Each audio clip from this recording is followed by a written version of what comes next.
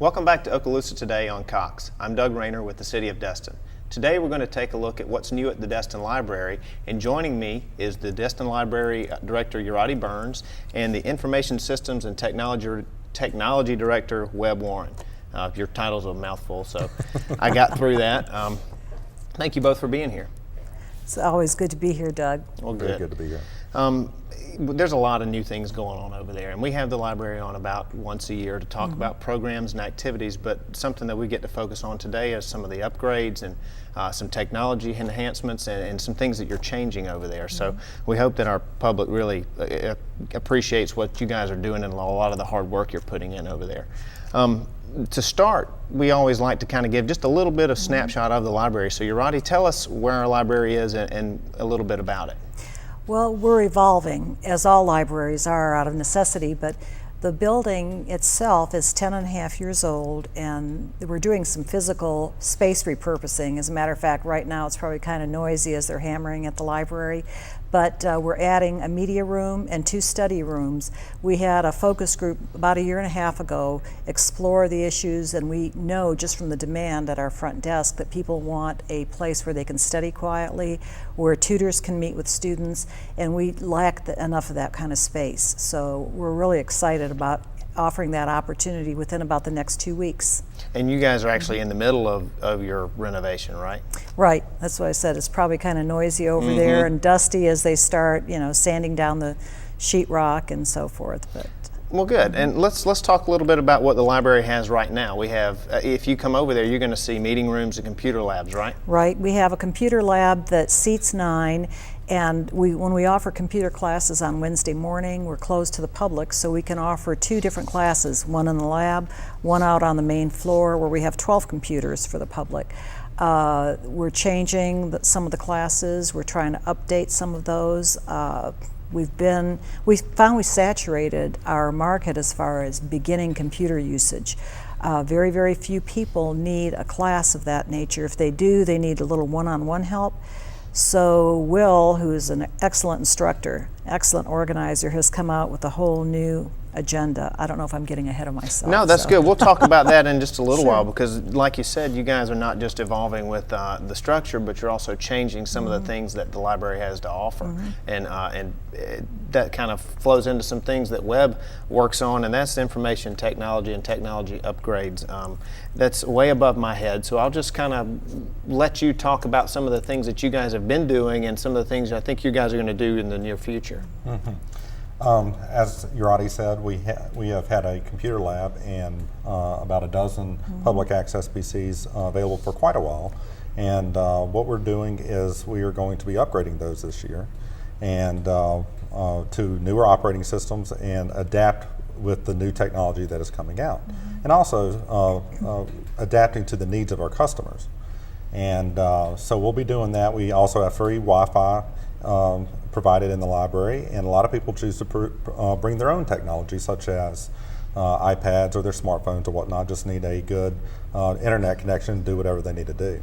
But also we have the multimedia rooms in there, and we have a lab where we can do free training, and we also have all the capabilities of the instructors, which have a huge variety of topics that they're experts in, such as Craigslist or whatnot, and so we have a great platform there to really have a great educational experience for our patrons. And speaking of education, I think we have a lot of school-age people or kids using our library, whether it's elementary or even high school, and some of our new software is going to help them out. I think there's some editing things and some software that's going to be added. You're talking about the upcoming Digital Media Lab. Yes, right. that's one right. of those 3 rooms is the Digital Media Lab, which is a great space. It's got extra insulation in it, so if a production gets kind of noisy, for example, it won't interfere with other functions in the library. I went up to the college, Northwest Florida State, and met with their digital media instructor and saw their lab, and of course came back and told Webb all the kinds of equipment we could, if money were no object, the things we could have. But actually what we want to do is we want to support the community needs. So if there are students who live in Destin that are taking classes at the college on those Mac computers, digital graphics, they'll be able to come to the Destin Library and work on assignments at night or on weekends when they may not want to make that drive to Niceville. So that's one of the things we'll do in that lab. It should attract some of our high school students who may not use the library. If we have higher end equipment than most of them have at home, that'll be a natural draw. And it's something exciting, and it's something very challenging for Webb to take on. Mm-hmm. Well, Webb does a great job of, citywide of implementing technology upgrades and thinking ahead. And I think what you guys have done by researching our demographic and understanding what our residents and citizens need is a great success, and will be a success for the library. Again, you said you have to change with the times. I know that we do digital reading, digital books now, and things like that. It's not just coming in and checking out a book anymore. Right, and actually the amount of hardware, computers that we need to provide to the public is actually shrinking. I think that's everywhere because people are coming in with their own laptops, their own smartphones, and to access the digital media. So in some ways that's kind of good. We can take some of that space that we've had on the floor with the big workstations and use it for something else, for example. Operating systems always need to be upgraded. I think that's, Webb mentioned that. We're transitioning from XP to Windows 7. And when Windows 8 gets a little less problematic, eventually we'll go to that, I'm sure. I'm sure Webb will let us know when that time is And boosting right. our Wi-Fi too, because the Wi-Fi signal, although it was good last year, by this year there are times when we try to access too much of it, and so everything slows down and bogs down. Yeah, I know Webb's phone rings off the hook citywide, and he can manage those things pretty well. Let's go back to, you mentioned workstations and people who come in if they don't have a computer or something like that. The city library actually provides that workspace. Something that's come up recently that people were wondering about is security that you might have. If you go in, you put in a login password and you have to go into the computer, help our folks know just how secure those things are. Absolutely. There are a lot of patrons that go in to check on whether it's their bank accounts or to go to eBay or whatnot, where when they're in it, they could be entering in personal information into the system. So what we have done is make sure that when that patron ends their session, that their information is wiped from the computer completely, and is so they have the peace of mind that their information is secure. And we have taken great lengths. We've gone through great lengths to make sure that we are protecting the security of our patrons. Good. That makes us all feel better. You're there all day. I know that's got to be something of a concern sometimes. And I think this level of security is countywide. I should point that out. Through the cooperative, the software was installed in all the counties. So if people go from our library to Fort Walton or Niceville, they're going to find the same kind of technology to protect them, and it's really great, I think. Oh, good. That's excellent. Let's talk about some of the things, and again, you mentioned that you guys have Will Rogers is there, and a lot of you have a lot of people working in the office who can help the people, whether it's working with some of the machines or finding books or understanding how to get into digital reading and things of that nature. We said Will is offering some workshops that are coming up. Let's tell everybody about the workshops, because again, this is not some basic stuff. These are a little bit more advanced for our patrons. Exactly. I have the list here, so I have the dates. Good. The first workshop will be this Thursday on Craigslist, and October 9th we have a Facebook class, then finding books online. This would be the ebooks for those who are beginners at that. On Thursday the 17th, Twitter the following week. This is a good one. Me and my iPad on October 30th. Keep in mind, the day before Halloween, me and my iPad, if you're a newbie using iPads. And then the following week, digital photography, and we wrap up with Microsoft Publisher right before Thanksgiving. These classes fill up very quickly, so anyone out there in our viewing audience who wants to sign up needs to call the library and sign up soon. What's that phone number for the library? 837-8572. Good, and we have this information on the city's website, www.cityofdestin.com. And again, these are things that are that are really, they're not emerging technologies, but they're things that people can use for business. They can use it for their personal accounts and things like that. As a matter of fact, I know that the city's using iPads for a lot of things, and just the work that Webb's done to implement those, it's been a time saver for some of our folks, and it's just the technology has been very helpful. We have a couple of programs coming up at the library too in the fall, and I know there's some things that you guys are passionate about and want to talk about. So let's talk about maybe A Land Remembered first in the big read. Let me hold up the book for you. The Land Remembered is a history of Florida that takes in from 1860 to I believe about 1930. Very, very well done, very entertaining. People who aren't necessarily history buffs enjoy this because it's a fictionalized work. And what we are doing here, we're having kind of a Okaloosa County or a city of Destin, especially big read, countywide. Our libraries have probably 50 of these copies circulating through the system, so you can get one fairly easily. And on October 22nd, is when we're hosting it at Destin. I'll be leading a book discussion at 3 in the afternoon. November 1st, there will be one up at the college. And then on November 23rd, the author's son, Rick Smith, is going to do a presentation about his dad's book, and he goes into the history of Florida. That's a cooperative-wide event. We're all backing it financially to bring him up to our part of Florida.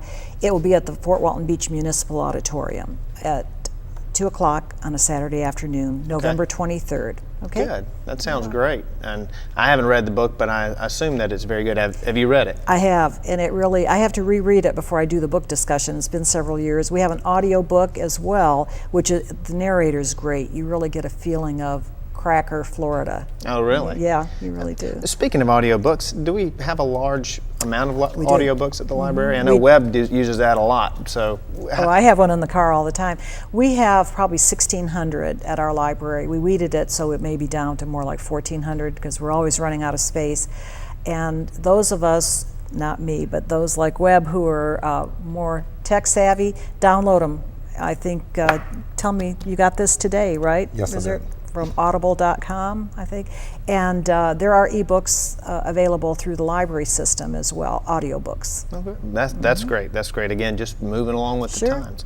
Let's go into another fall program, which is the Halloween Parade, and I think you guys have a little festival over at the library. Oh, Will does a magnificent job each year. It's indoors, and it's very, very non-threatening to little children because they get scared of the really monster-type things. So this is for the cuddler and toddler crowd.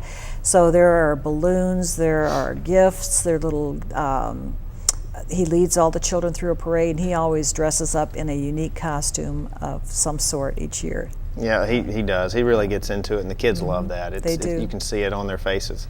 The parents and the grandparents, great photo opportunities. That and the Easter egg hunt that they do in the spring, those are huge events. Does Will dress up like the Easter Bunny? No, he has someone else dress up. Okay. Little kids are scared of the Easter Bunny, believe it or not. I could imagine. Well, those things sound great. I know that we're looking forward to getting into the fall season because, just the atmosphere and the feel, it makes everything a lot of fun, and the library is such a beautiful place. So we just thank you guys for keeping that up and making it so nice. We enjoy it. Well, good. Webb, I wanted to get you to help me do something. We wanted to move from the library to something that's coming up in October, and that's the city's open house. And that's really a citywide pull together. The library helps with that, the recreation department, all of our departments do that. It's on October the 23rd at the community center from 11 to 2, but I wanted to see maybe if you'd tell us a little bit about that and what's so important about that event. Well, excuse me, the open house is coming up, and it is just a fantastic event. It's really the opportunity for the public to come in and see what City Hall is all about and our city services, whether it's our volunteers to some of our partners out there in the community to what actually is going on in City Hall itself.